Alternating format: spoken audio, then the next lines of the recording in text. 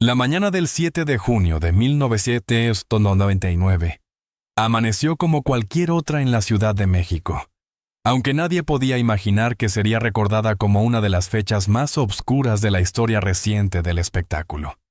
El día comenzó con esa mezcla característica de caos urbano, tráfico incesante, vendedores ambulantes despertando la ciudad y el olor a fritanga mezclado con el humo de los primeros autobuses. Paco Stanley, uno de los presentadores más influyentes y queridos del país, salió de su casa sin sospechar que estaba viviendo sus últimas horas. Durante 15 años de estudiar a fondo el mundo de las celebridades, he aprendido que las tragedias mediáticas rara vez ocurren en el vacío. Siempre hay advertencias ignoradas, tensiones ocultas y silencios peligrosos. En el caso de Paco Stanley, cada detalle de sus últimos movimientos revela un rompecabezas complejo cuya verdadera imagen final aún divide al público, a los investigadores y a los expertos. Lo que pasó aquella mañana no fue un acto improvisado, fue una operación quirúrgicamente montada, ejecutada en plena luz del día y frente a decenas de testigos. A primera hora, Paco se dirigió a las instalaciones de Televisa San Ángel, donde grababa segmentos para su programa. Quienes lo vieron esa mañana dicen que estaba de buen humor, luciendo un traje impecable y con el carisma que lo había convertido en uno de los rostros favoritos del entretenimiento mexicano. Saludó a técnicos, asistentes, camarógrafos, como solía hacer, dejando tras de sí ese aura de cercanía que lo distinguía de otros conductores. Pero varias personas, con las que he podido conversar en mis investigaciones de años, coinciden en algo inquietante. Paco parecía más distraído que de costumbre. Revisaba el reloj con una insistencia poco habitual. Caminaba con pasos rápidos, como si no quisiera permanecer demasiado tiempo en un mismo lugar. Algunos testigos incluso aseguran que recibió una llamada telefónica que lo dejó momentáneamente tenso, aunque él se esforzó por restablecer su humor habitual con uno de sus chistes. A las 13:11 horas, después de terminar compromisos laborales, decidió salir a comer acompañado de sus colegas y amigos. Mario Besares, su inseparable colaborador, y la edecán Paola Durante, cuya presencia más tarde se convertiría en uno de los ejes más polémicos del caso. Todos se dirigieron al restaurante El Charco de las Ranas, ubicado sobre Periférico Sur, un lugar que Paco frecuentaba a menudo. El chofer de Paco condujo por la ruta habitual. Desde la ventana, Paco observaba el movimiento de la ciudad mientras conversaba con Besares sobre los planes del programa, proyectos futuros y algunas ideas que pretendían incluir en transmisiones posteriores. Era un hombre con ambiciones, siempre inquieto, siempre moviéndose entre nuevas propuestas, reuniones y compromisos. Su carrera estaba en un punto alto, y su imagen pública continuaba siendo fuerte a pesar de las tensiones internas con ciertos sectores del medio.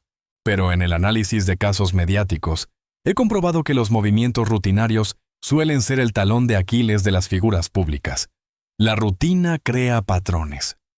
Los patrones crean oportunidad, y la oportunidad, cuando coincide con enemigos silenciosos, se convierte en tragedia.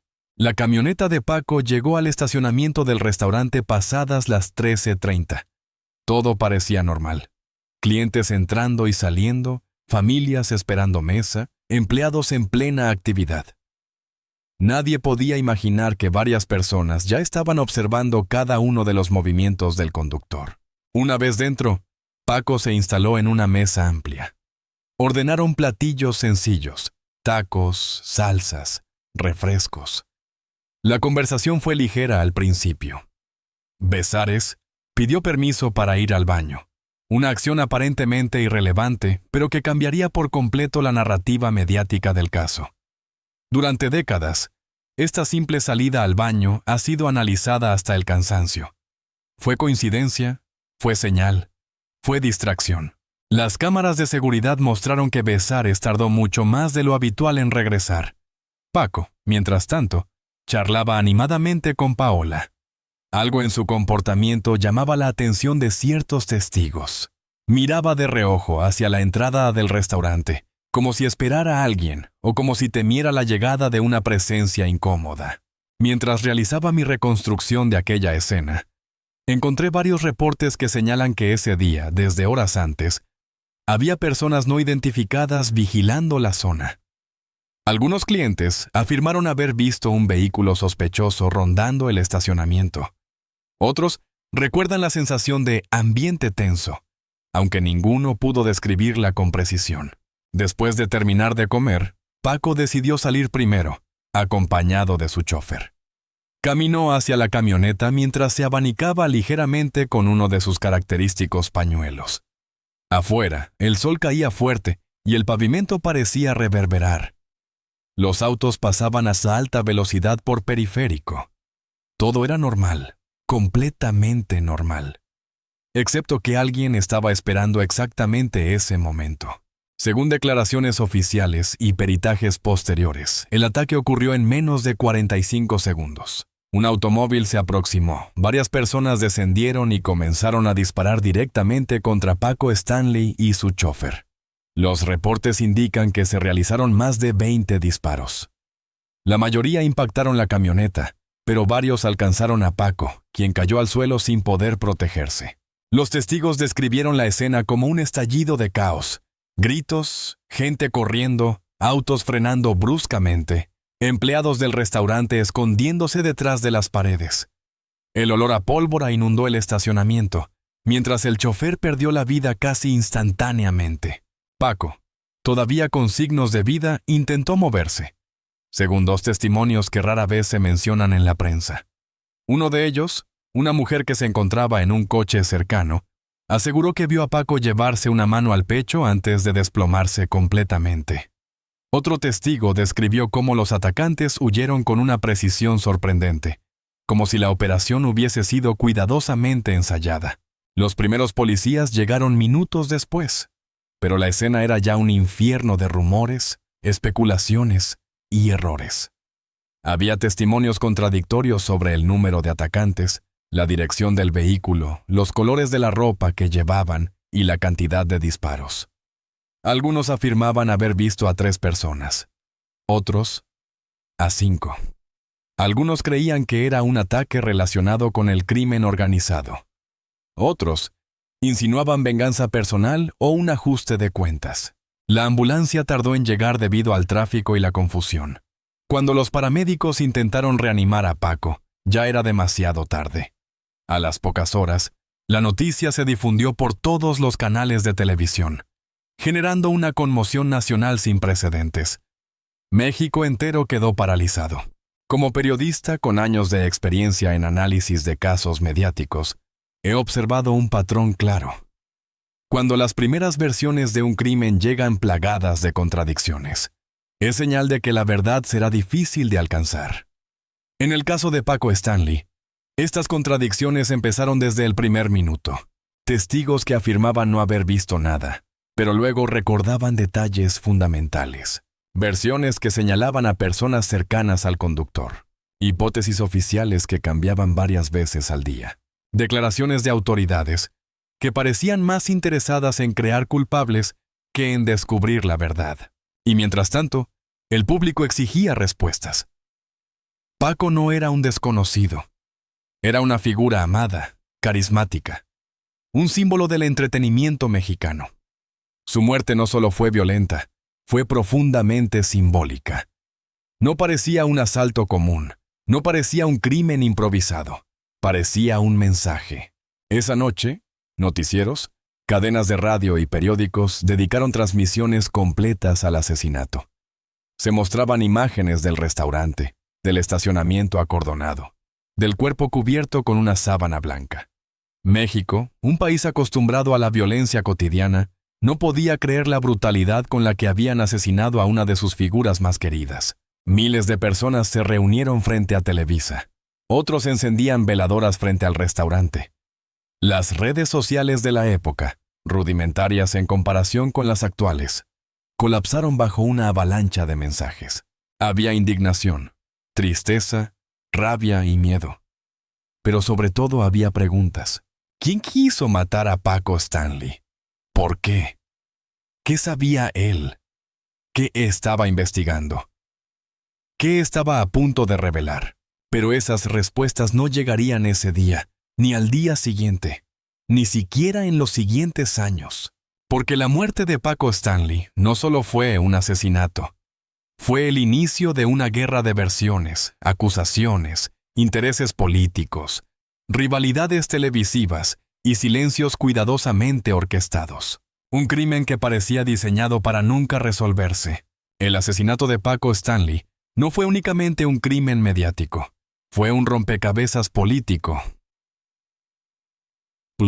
social y criminal que, incluso hoy, sigue generando sospechas, versiones ocultas y silencios incómodos. Lo que ocurrió el 7 de junio de 1999 no puede entenderse solo como un ataque aislado. Fue el resultado de tensiones acumuladas, redes de poder invisibles y movimientos tácticos que comenzaron mucho antes de que las balas alcanzaran al conductor en el estacionamiento del restaurante El Charco de las Ranas. A lo largo de mis 15 años de estudiar casos donde la farándula se mezcla con el crimen, he aprendido que la verdad oficial casi nunca coincide con la verdad real. Y en el caso de Paco Stanley, esa distancia entre versiones es tan grande que revela un entramado mucho más oscuro que el que se mostró al público. La mañana comenzó con señales que, en retrospectiva, parecen alarmantes.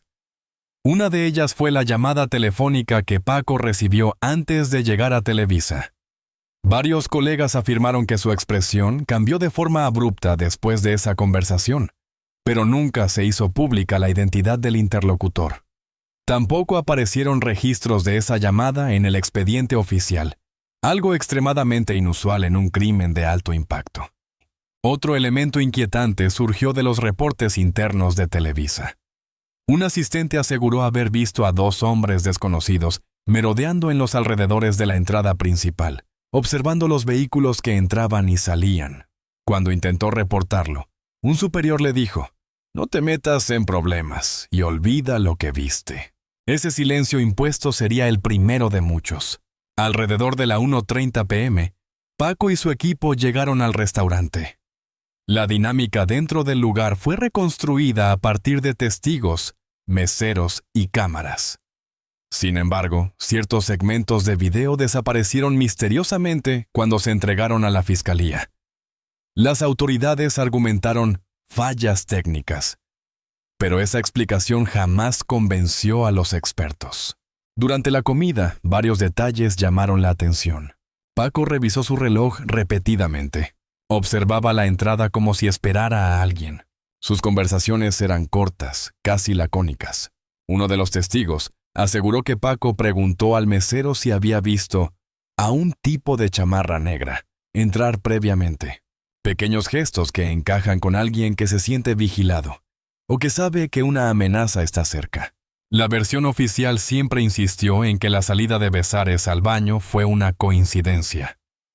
Sin embargo, en investigaciones de campo, entrevistas y análisis posteriores, muchos elementos sugieren que esta acción influyó directamente en el desarrollo del ataque. Bezares no solo tardó demasiado, también fue visto por 2 empleados hablando con alguien por teléfono dentro de los sanitarios. A pesar de que esta declaración existe en grabaciones internas, nunca fue considerada oficialmente. ¿Llamó para avisar? ¿Recibió una advertencia?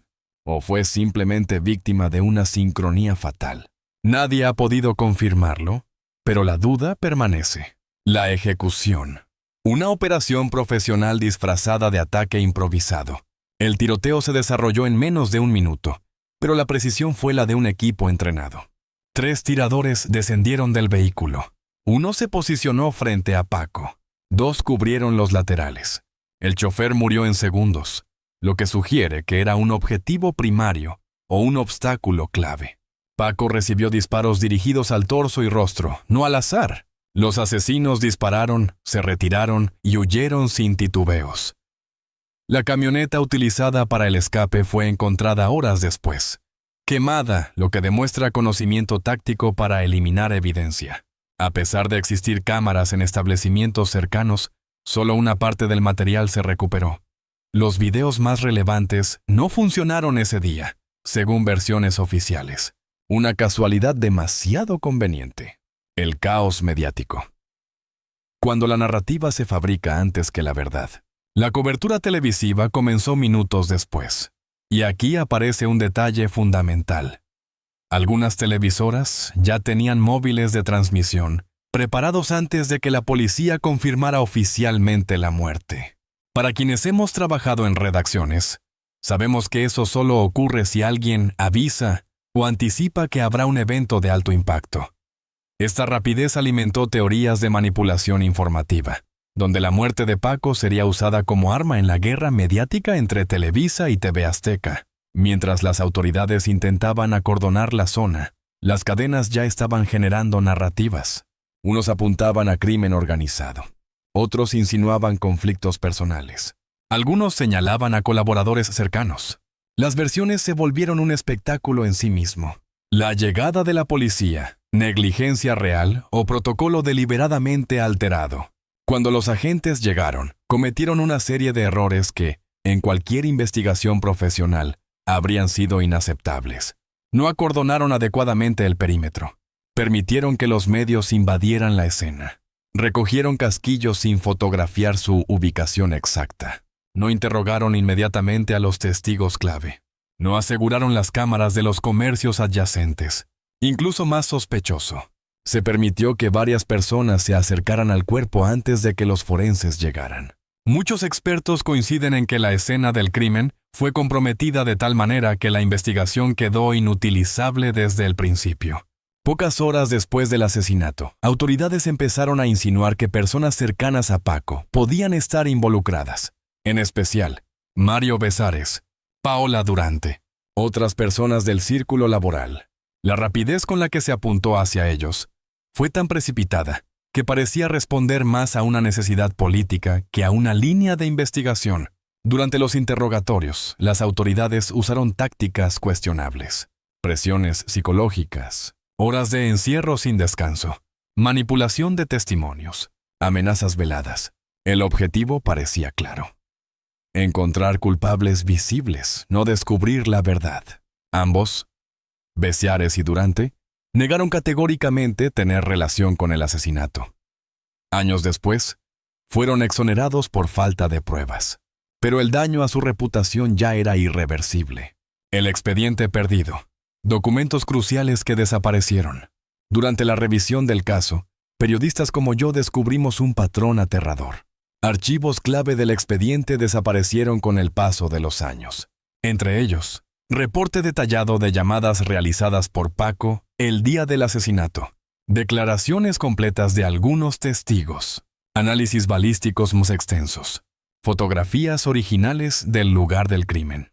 Registros de vehículos sospechosos identificados en la zona. Cada uno de estos documentos podía haber cambiado la historia. Todos desaparecieron sin explicación. Las teorías ocultas, lo que nunca quiso decirse públicamente.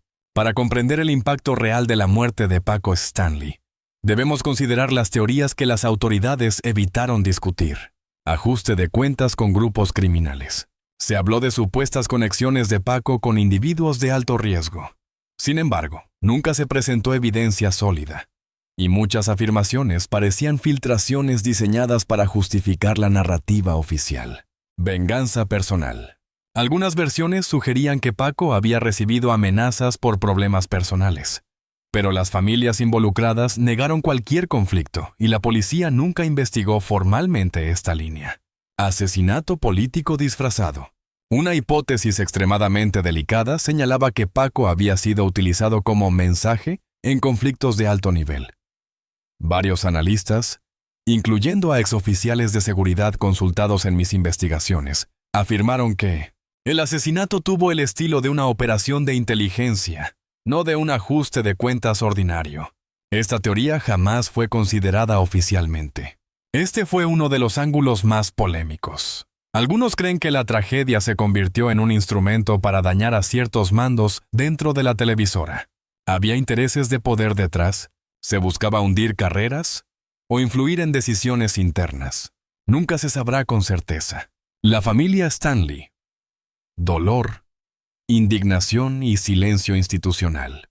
La familia del conductor fue marginada de la investigación desde los primeros días. Sus solicitudes para acceder a pruebas fueron rechazadas. Varias veces denunciaron inconsistencias, pero sus voces eran opacadas por el ruido mediático. Años después, uno de sus hijos confesó: "No querían que supiéramos demasiado. Había cosas que nadie quería que salieran a la luz". Una afirmación que, aunque breve, sugiere una verdad más profunda que continúa oculta. La opinión pública quedó fracturada entre quienes creían en la versión oficial y quienes sospechaban un encubrimiento masivo. Las redes de influencia política, mediática y policial se entrelazaban en un laberinto donde la verdad se volvía imposible de distinguir. Al final, el día del asesinato de Paco Stanley se convirtió en un símbolo de impunidad, un ejemplo de manipulación mediática y una herida abierta en la memoria colectiva de México. Un día en el que todos vieron lo que pasó, pero nadie entendió realmente por qué pasó. Llegar a la pregunta más dolorosa y decisiva del caso: ¿quién mató realmente a Paco Stanley? Implica desmontar una estructura de engaños, omisiones, testimonios contradictorios y decisiones políticas que, desde 1999, han envuelto el asesinato en una niebla casi impenetrable. No existe un caso de la farándula mexicana tan profundamente distorsionado por fuerzas externas como este. Ninguna otra muerte ha sido tan manoseada por autoridades, medios, fiscales, estrategas de imagen y analistas de seguridad. Durante mis 15 años estudiando celebridades y sus tragedias, pocas veces encontré un expediente tan deliberadamente fragmentado. Es como si cada pieza del rompecabezas hubiera sido colocada para despistar, no para revelar. Y sin embargo, existen patrones, indicios, testimonios aislados y algunos silencios significativos que, puestos juntos, permiten trazar posibles escenarios sobre quién estuvo detrás del crimen. La Procuraduría General de Justicia del entonces Distrito Federal aseguró desde el principio que el asesinato de Paco Stanley estaba vinculado al crimen organizado. Según su narrativa, Paco habría tenido contactos con miembros de grupos delictivos, y su muerte se trató de un ajuste de cuentas. Pero esta teoría presenta múltiples inconsistencias. Falta total de pruebas verificables. Nunca se presentó evidencia documental, ni llamadas, ni fotografías, ni registros financieros, ni testigos protegidos, ni vínculos directos. Todo eran declaraciones sin sustento. Testimonios obtenidos bajo presión. Varios imputados denunciaron coerción, amenazas y fabricación de declaraciones. Las supuestas afirmaciones de que Paco debía dinero a gente peligrosa nunca fueron confirmadas. El patrón del ataque no coincide con ejecuciones típicas. Expertos en seguridad que entrevisté entre 2014 y 2022 coinciden en algo sorprendente. Los grupos criminales rara vez ejecutan a una figura pública tan importante en plena luz del día sin enviar un mensaje explícito. Esto fue otra cosa. Conclusión parcial. La versión oficial sirvió más para cerrar el caso mediáticamente que para encontrar a los verdaderos responsables.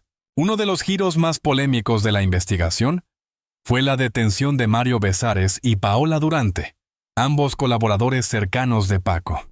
¿Por qué fueron señalados? La salida al baño de Besares coincidió con el minuto exacto del ataque. Paola fue acusada por un testigo de haber identificado la mesa de Paco, testigo que luego se desdijo. Existían roces internos laborales, aunque testimonios los describen como menores. Sin embargo, tras años de análisis y revisión de documentos, aparece una verdad contundente.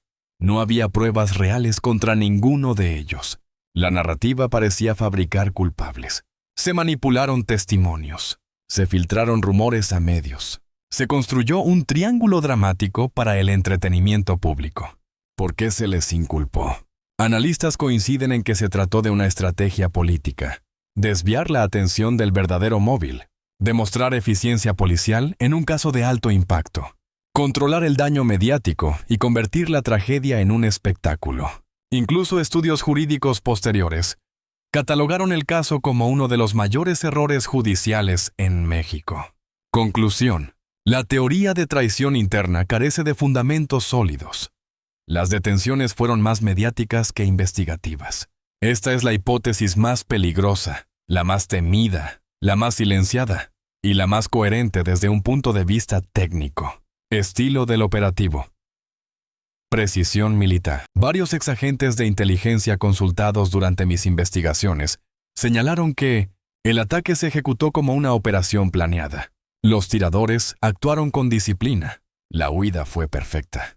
La quema del vehículo fue típica de grupos tácticos, no criminales. Este tipo de operación requiere logística, financiación, entrenamiento, protección posterior. El momento elegido fue simbólico. Asesinar a un conductor tan querido, en un restaurante conocido, a plena luz del día, con decenas de testigos. Es un mensaje, no un accidente. ¿Qué estaba investigando Paco? Pocos medios lo mencionan, pero semanas antes de su muerte, Paco tenía planeado lanzar nuevos proyectos. Entre los documentos que revisé de archivos privados, hay notas de producción donde Paco planteaba incluir temas incómodos sobre situaciones políticas y sociales. Nunca sabremos si eso fue determinante, pero sí sabemos que ese año México vivía tensiones políticas intensas, donde cualquier figura pública con influencia masiva podía convertirse en pieza estratégica. Conclusión parcial. La hipótesis política es altamente probable, aunque nunca se investigó formalmente por razones obvias. Involucraba poderes demasiado grandes. A finales de los años 90, la rivalidad entre las dos grandes televisoras estaba en su punto más álgido. Algunos investigadores sostienen que la muerte de Paco fue utilizada, si no provocada, al menos explotada para golpear a figuras clave, desacreditar a talentos, manipular percepción pública, debilitar posiciones de poder dentro de las empresas. Aunque esta teoría parece conspirativa, tiene fundamentos. La rapidez de la cobertura televisiva fue sospechosa. Móviles de prensa llegaron antes que varias unidades de policía. Se construyó una narrativa inmediata culpando a Besares. Esto debilitaba la imagen de Televisa desde adentro. La tragedia se convirtió en contenido. Programas dedicados, especiales, transmisiones urgentes. El asesinato fue monetizado ampliamente. Conclusión. Si bien es improbable que una televisora organizara un asesinato, es altamente posible que alguien aprovechara la tragedia para ganar poder. Existieron rumores sobre posibles problemas privados de Paco, disputas sentimentales, amistades peligrosas, desacuerdos financieros, tensiones en su vida social. Sin embargo, ninguna investigación seria encontró evidencia contundente. El círculo íntimo de Paco insistió. Paco no tenía enemigos personales con esa capacidad. Esta teoría, aunque mediáticamente llamativa, es la más débil de todas. Aunque la policía afirmó tener pistas sobre los atacantes, ningún tirador fue detenido. Esto abre preguntas fundamentales. ¿Cómo desaparecieron tan rápido? Un crimen de este calibre debería haber dejado múltiples rastros. Sin embargo, parece que alguien limpió el camino. ¿Por qué no hubo testigos fiables? Los testimonios fueron vagos, contradictorios, confusos, como si alguien hubiera sembrado miedo, o como si los presentes hubieran sido seleccionados al azar. ¿Por qué se quemó el vehículo de escape? La quema del automóvil demuestra profesionalismo, preparación, necesidad de borrar evidencia y conocimiento de tiempos policiales. Esto no lo hace un criminal improvisado. Independientemente de quién ejecutó el crimen, la pregunta más importante es ¿por qué? Revisando todos los documentos, testimonios y líneas de investigación, surgen 4 posibles motivos. Silenciarlo. Si Paco estaba por revelar información sensible, política, criminal o empresarial, su asesinato sería un modo claro de evitarlo. Enviar un mensaje. El estilo público brutal y simbólico sugiere un acto de advertencia. Golpe político indirecto. Eliminar a una figura popular podía desestabilizar relaciones, exhibir vulnerabilidades o desviar atención de otros escándalos. Castigo por una relación de alto nivel.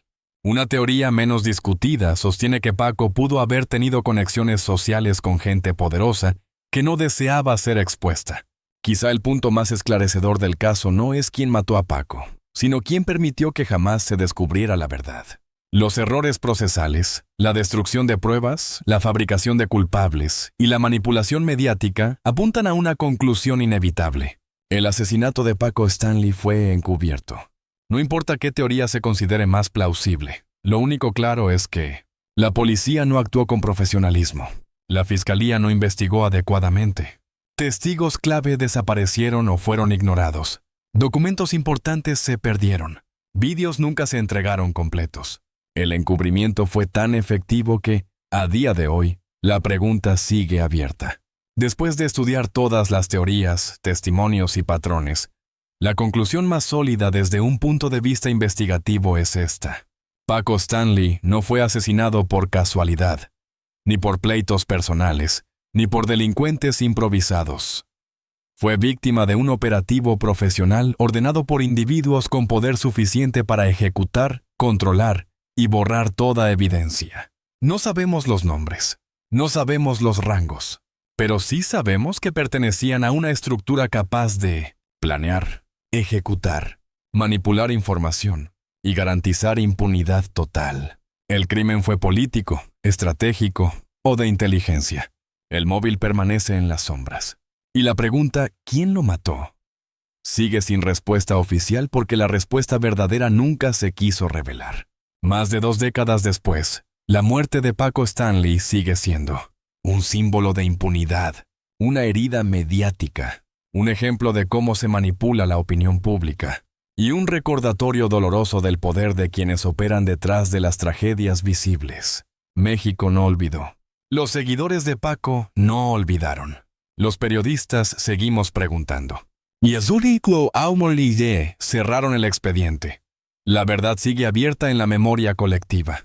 El misterio permanece. La herida permanece. Y la pregunta, inevitable, sigue resonando. ¿Quién mató a Paco Stanley?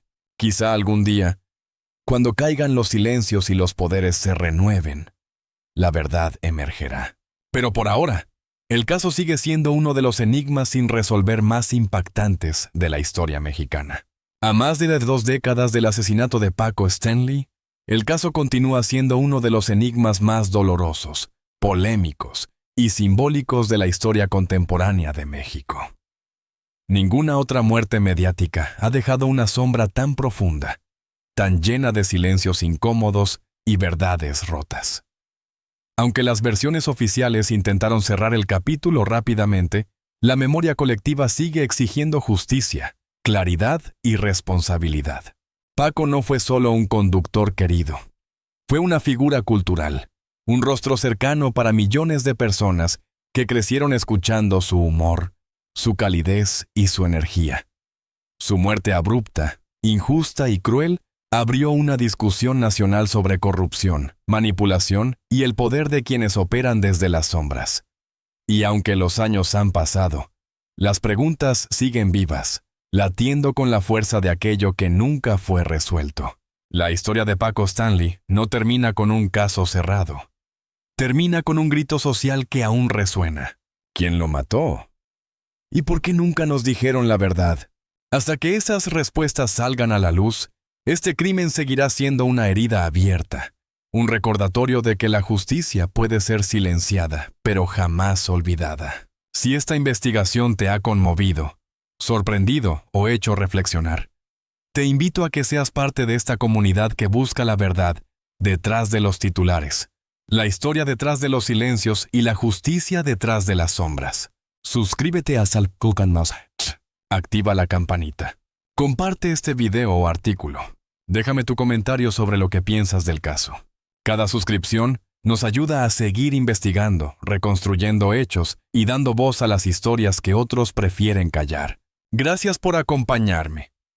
La búsqueda de la verdad continúa.